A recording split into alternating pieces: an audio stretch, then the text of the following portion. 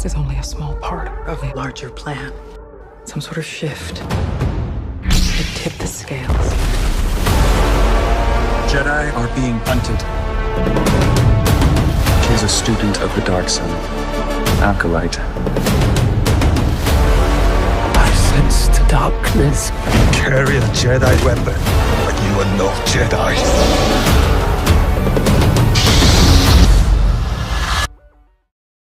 What's going on, guys? Bart here with Tully Television. I want to thank all of you for stopping by, liking, commenting, sharing, all of that beautiful YouTube stuff. To all my old viewers, thank you for stopping by again. To the new and future viewers, I hope that today is the day we can earn your subscription. Today we're talking about the Acolyte, what I'm hoping is the series finale, but possibly the season finale. And also, the march to 500 subscribers is continuing. Only together can we go straight to the moon, baby. Yeah, but let's get back into this Acolyte. Amandla Steinberg, of course, as main Osha. Lee Jung-jae as Master Soul. Rebecca Henderson as Finastra. And Manny Jackanato as Chimera. Just when I thought that this show reached a bottom that I thought wouldn't be able to be matched with their bad writing and just nonsensical decision making by so many different characters, it's really a wild ride this show was. And as much as I like to continue to hope that there's a chance for Star Wars to get back to the level that I remember it being, the quality, it's just, I think a lot of fans who have been around for such a long time were used to quality for the most part. Now, were there little gaffes done here and there? Jar Jar Binks wasn't hugely accepted initially. Even in A New Hope, we see one of the stormtroopers hitting his head, and it got past editing and all that, so much to where George Lucas added a dunk sound in the re-releases to where it would be dunk as he hits his head. So there's always been funny little goofs and things that George did that were in Star Wars that can be laughed at, right? But what is the issue for me in this particular series is the writing. Like, for instance, and the acting primarily has not been really done too well. Master Soul is gone. He's died by the hands of Osha. Osha finally learns the truth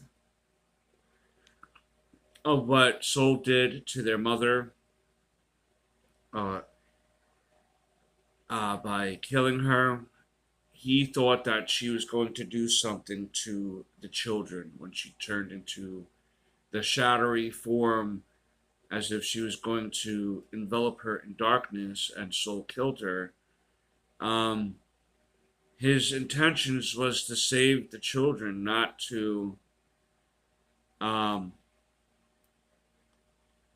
bottom line is the Jedi were not there to entangle them in any sort of situation, this coven. But when Soul discovered the two people there, they're not even twins. They're the same person divided into two entities, and neither one of them is acknowledging that they were going to be used for some sort of weird ceremony that adults are using children in some sort of dark ritual and using dark powers to do that.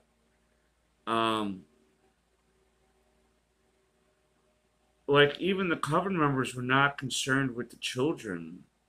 They with being saved, they wanted the children there so they can do what they needed to do for the Coven, not for the greater good of the children.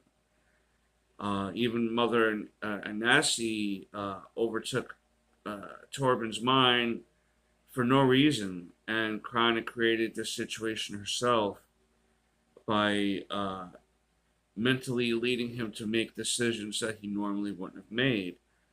Of course, Jedi's are going to be concerned with children who may be at risk for dangerous things that may happen to them, and they went in there to talk to them.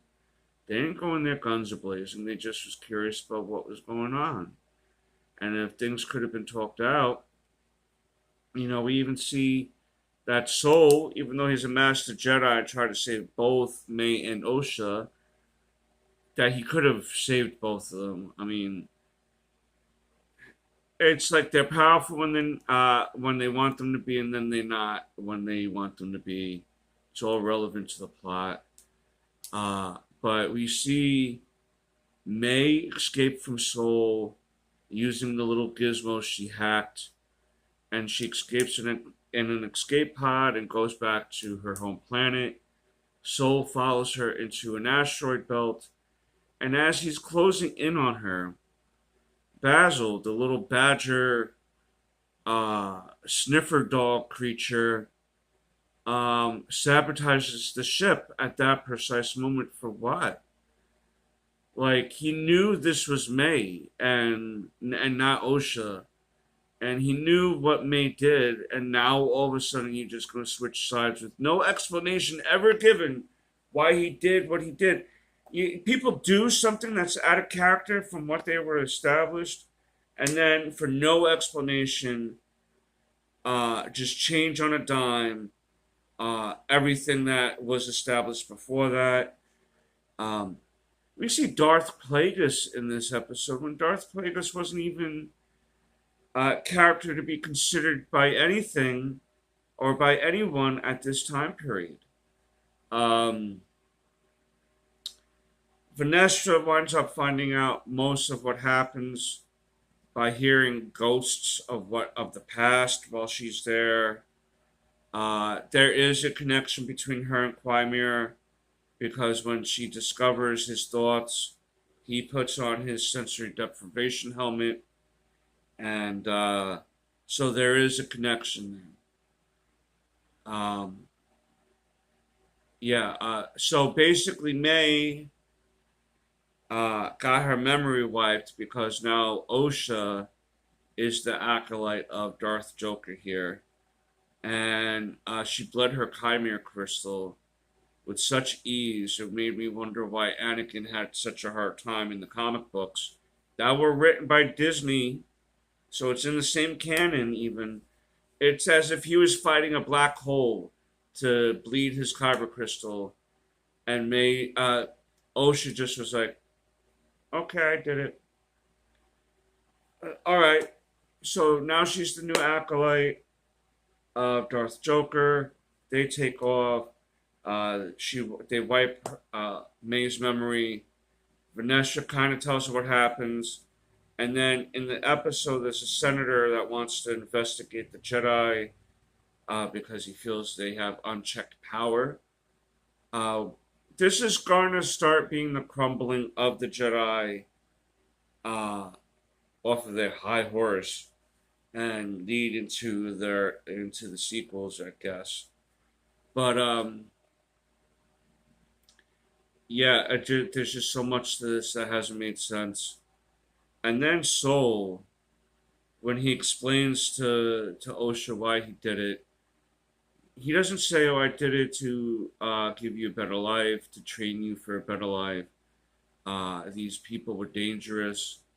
It was because he loved an 8-year-old at first sight, and that's why he said, "I did everything I did because I love you," and I from the beginning.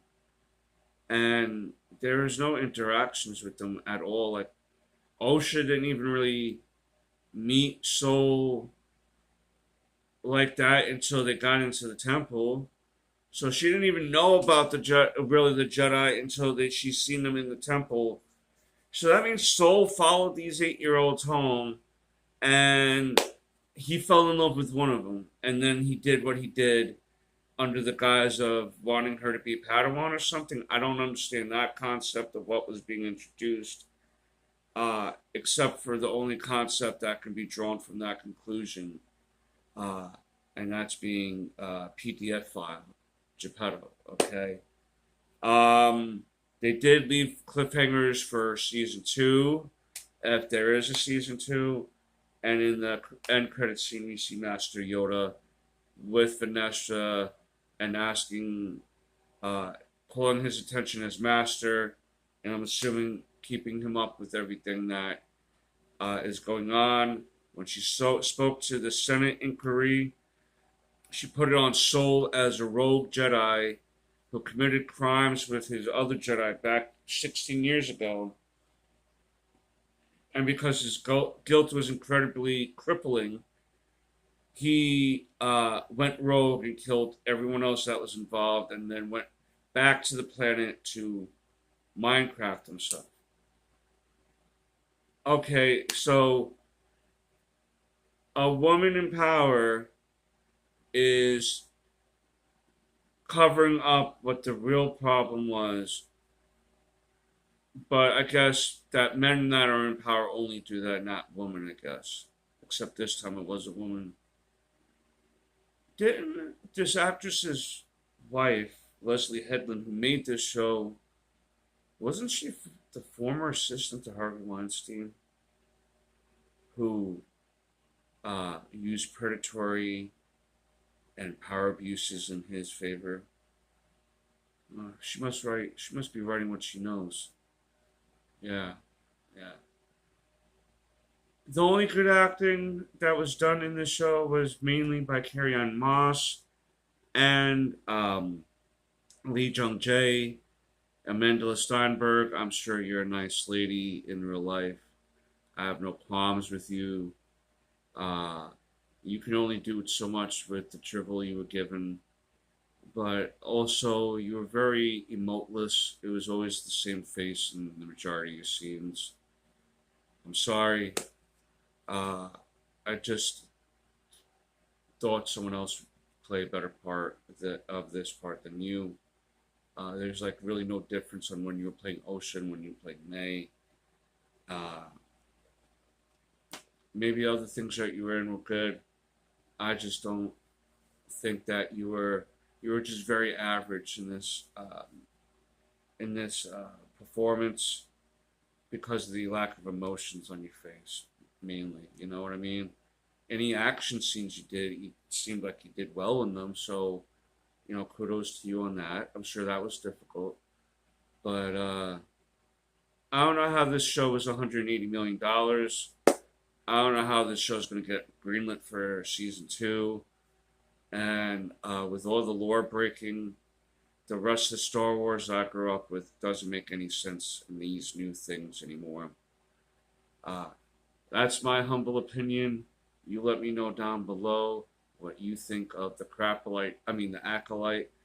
And yeah, until next time, peace, Nookums.